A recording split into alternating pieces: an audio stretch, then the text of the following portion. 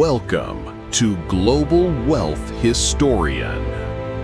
At the height of its formidable power, Rome commanded more than 300,000 soldiers across 3 continents. But armies of this size did not march on loyalty alone. They marched on pay. From the early Republic, soldiers were compensated with small stipends, funded by taxes and the spoils of conquest. Victories brought treasure, and treasure paid the legions.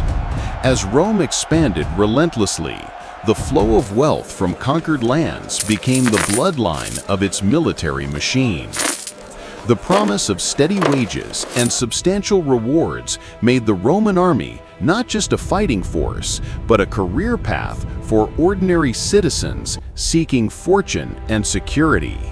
Over time, the pay of a legionary evolved significantly.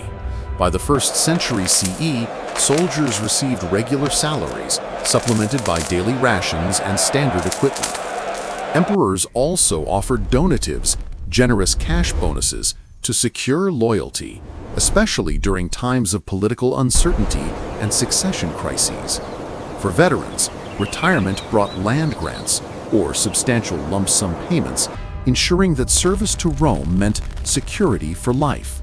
These incentives kept the legions disciplined and fiercely loyal, but they also placed enormous strain on the empire's finances. As costs grew dangerously high, Rome turned to new methods of funding, including the debasement of its silver coins, stretching resources further, but eroding trust in money itself and undermining economic stability. By the 3rd century, the burden of paying Rome's armies had become overwhelming and unsustainable. Taxation rose dramatically, currency lost value through continuous debasement, and the empire increasingly relied on barbarian mercenaries to fill its depleted ranks. The very system that had built Rome's power now contributed to its decline. Financing the legions drained the treasury, weakened the economy, and left the empire vulnerable to external threats and internal collapse.